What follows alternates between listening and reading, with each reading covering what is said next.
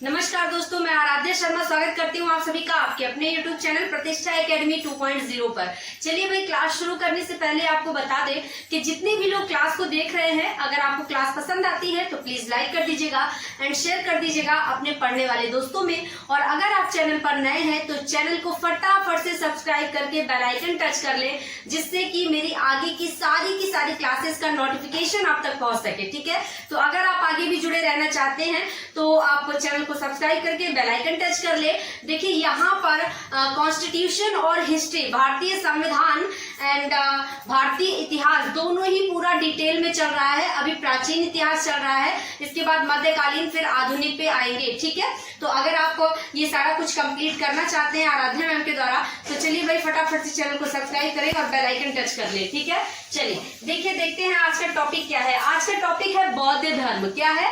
बौद्ध धर्म part 1। 2 part में इसको हम कंप्लीट करेंगे। पहले पार्ट में हम बौद्ध धर्म के बारे में सारा कुछ गौतम बुद्ध के जीवन परिचय जानेंगे, गौतम बुद्ध के बारे में जानेंगे कि आखिरकार जन्म कब हुआ, क्या नाम था, पिता का नाम, माता, ये सारी चीजें जानेंगे।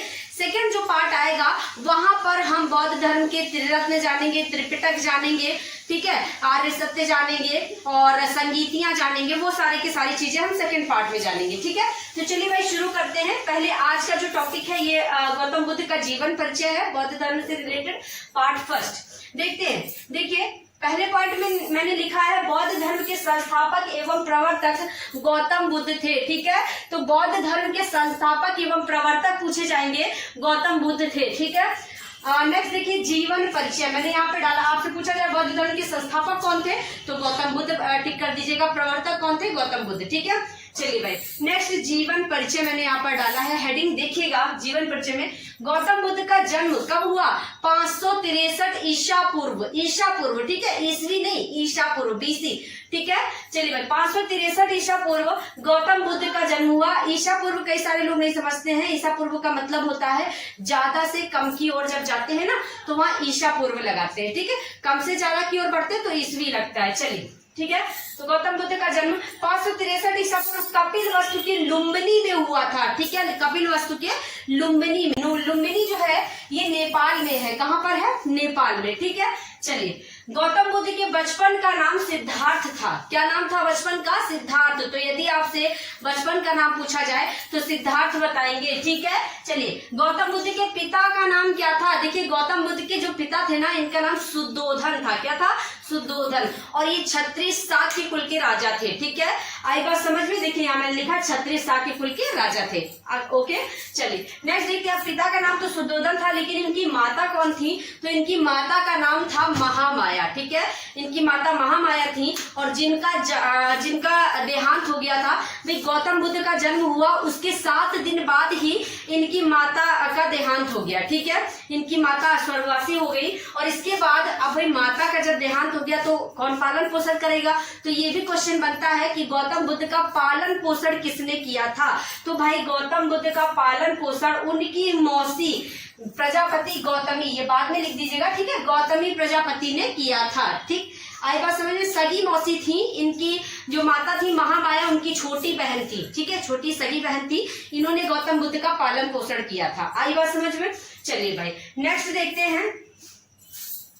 इनका विवाह 16 वर्ष में यशोधरा से हुआ था। इनकी बीवी का नाम अगर पूछा जाए तो यशोधरा। वैसे नहीं पूछा जाता है, लेकिन कितने वर्ष की आयु में विवाह हुआ था तो वो पूछ सकते हैं। 16 वर्ष की आयु में यशोधरा से विवाह हुआ था। इनका एक पुत्र था जिसका नाम राहुल था। ठीक है, राहुल पूछा जाता है, कई बार पूछा गया। ठीक है, तो इनके पुत्र का नाम क्या था?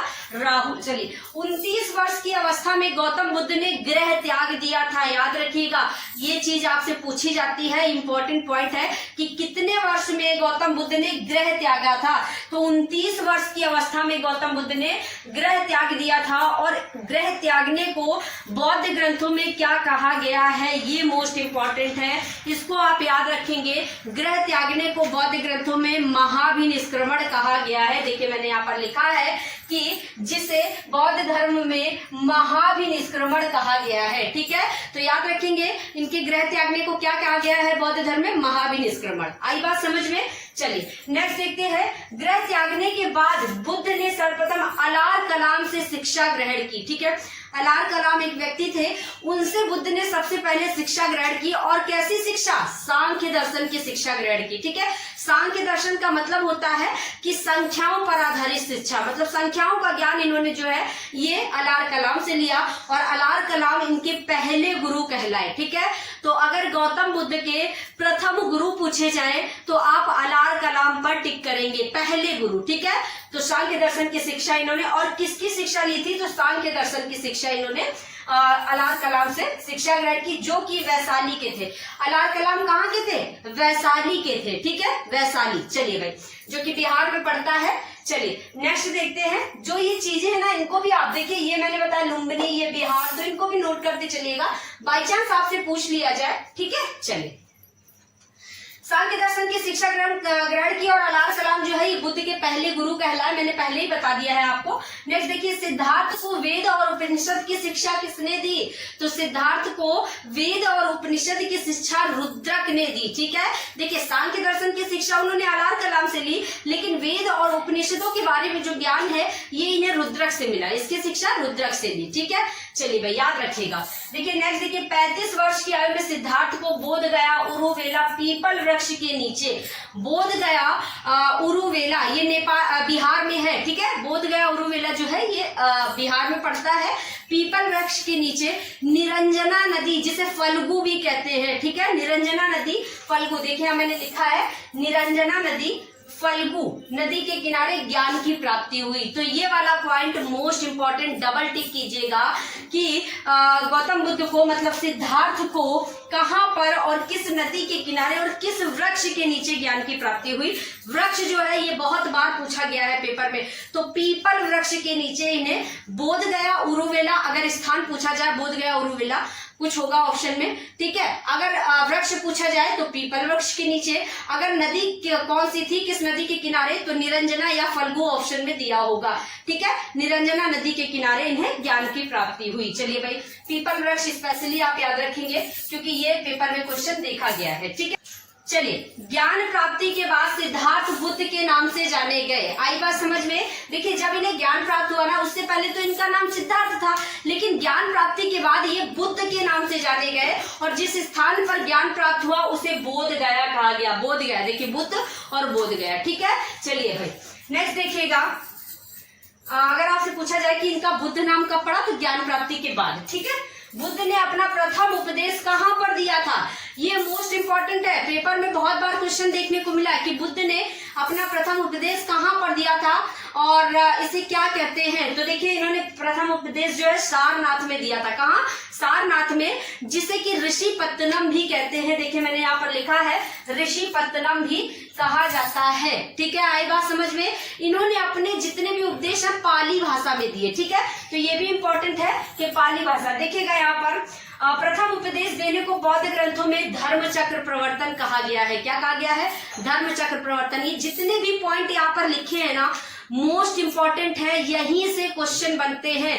हर एग्जाम में इन्हीं पॉइंट से क्वेश्चन बनते हैं, इसलिए ध्यान से समझ लीजिएगा, स्क्रीनशॉट ले लीजिएगा और अपनी बुक में नोट कर लीजिएगा और इसको याद कर लीजिएगा। ठीक है, ये मोस्ट इंपॉर्टेंट है। जैसे कि प्रथम उपदेश को क्या कहा जाता है बौद्ध ग्रंथों में, तो इसे धर्म चक्र प्रवर्तन। गृह त्यागने को क्या कहा गया है? महाविनिष्क्रमण। देखिए महाविनिष्क्रमण, और पहले उपदेश देने को धर्म चक्र प्रवर्तन। ठीक है, आगे जानेंगे कि जब इनका देहांत हुआ तो उसे क्या कहा गया है, मृत्यु हुई उसको क्या कहा गया है। देखिएगा तो यहाँ पर देखिए, बुद्ध ने अपना प्रथम उपदेश सारनाथ में दिया, जिसे ऋषि पत्तनम कहा जाता है। प्रथम उपदेश देने को बौद्ध ग्रंथों में धर्म चक्र प्रवर्तन कहा गया है। बुद्ध ने अपने उपदेश पाली भाषा में दिए। अभी मैंने बताया था कि देखिए इन्होंने अपने उपदेश जो है पाली भाषा में दिए, तो पूछा जाता है बुद्ध के उपदेश किस भाषा में है? पाली भाषा में। ठीक है, चलिए बुद्ध की मृत्यु। देखिएगा बुद्ध की मृत्यु जो है 80 वर्ष की अवस्था में 483 ईसा पूर्व। देखिए मैंने कहा था ज्यादा से कम की ओर जाएंगे, यहाँ पे 563 में इनका जन्म हुआ था और 483 ईसा पूर्व में मृत्यु हो गई इनकी। ठीक है, मृत्यु कहाँ पर? कुशीनारा देवरिया, उत्तर प्रदेश में पड़ता है कुशीनारा देवरिया, सभी जानते हैं। में किसके द्वारा, चुंद के द्वारा अर्पित भोजन करने के बाद, एक व्यक्ति था चुंद, उसने इनको भोजन अर्पित किया था और उस भोजन को खाने के बाद जो है गौतम बुद्ध की मृत्यु हो गई थी। ठीक है, तो यहाँ पर याद रखेंगे, पूछा जाता है कि किसके द्वारा भोजन अर्पित करने के बाद इनकी मृत्यु हुई थी, तो चुंद के द्वारा भोजन अर्पित करने के बाद जो है खाने के बाद तो ये इनकी मृत्यु हो गई थी। ठीक है, बात हो गई, जिसे बौद्ध धर्म में महापरिनिर्वाण कहा गया है। मोस्ट इंपॉर्टेंट पॉइंट है कि गौतम बुद्ध की मृत्यु को या निर्वाण प्राप्ति को बौद्ध धर्म में क्या कहा गया है, महापरिनिर्वाण। ठीक है, आई बात समझ में। ठीक है, तो यहाँ पर महापरिनिर्वाण, इनके निर्वाण प्राप्ति को महापरिनिर्वाण, निर्वाण मतलब जब स्वर्ग सिधार जाते तो निर्वाण कहते हैं उसे। ठीक है, कहा गया है। देखिए मैंने यहाँ पर एक पॉइंट और लिखा है, जातक। अब ये जातक क्या है इसको समझ लीजिए थोड़ा सा। जातक जो है ना बेटा, ये बौद्ध साहित्य है, एक बौद्ध साहित्य है, और यहाँ से गौतम बुद्ध के पूर्व जन्म की कथाओं का उल्लेख मिलता है। ठीक है, मतलब गौतम बुद्ध के पूर्व जन्म के बारे में हम कहाँ से जानते हैं, तो जातक से जानते हैं। ठीक है, जातक एक बौद्ध साहित्य है, याद रखिएगा। ठीक है, एक दो चीजें और जान लीजिए। गौतम बुद्ध का नामकरण किसने किया था? देखिए, बुद्ध के बचपन का नाम सिद्धार्थ था, यहीं पर लिख लीजिएगा, असित नामक ब्राह्मण ने, असित नामक ब्राह्मण ने नामकरण। ठीक है, तो असित नामक ब्राह्मण ने बुद्ध का नामकरण किया था। आई बात समझ में। चलिए ये भी इंपॉर्टेंट है। इनके सारथी का नाम क्या था? गौतम बुद्ध के सारथी का नाम, तो यहां लिख लीजिएगा सारथी का नाम, सारथी। इनके सारथी का नाम छंदक था। क्या था? छंदक। ठीक है, तो इनका सारथी छंदक था, जिसका नाम छंदक था। ठीक है, चलिए, तो ये तो हो गया गौतम बुद्ध का जीवन परिचय। ये हमने जाना उनके बारे में कि आखिरकार जन्म कब हुआ, मृत्यु कब हुई, उन्होंने अपने जीवन काल में क्या क्या किया, कहाँ कहाँ पर किया, और किस चीज को क्या कहा गया है। ठीक है, आज जीवन परिचय हो गया है। कल की क्लास में हम गौतम बुद्ध के जो भी संगीतियां हैं, त्रिरत्न है, त्रिपिटक है, इनके बारे में जानेंगे। तो 2 पार्ट्स में हम बौद्ध धर्म को कंप्लीट करेंगे।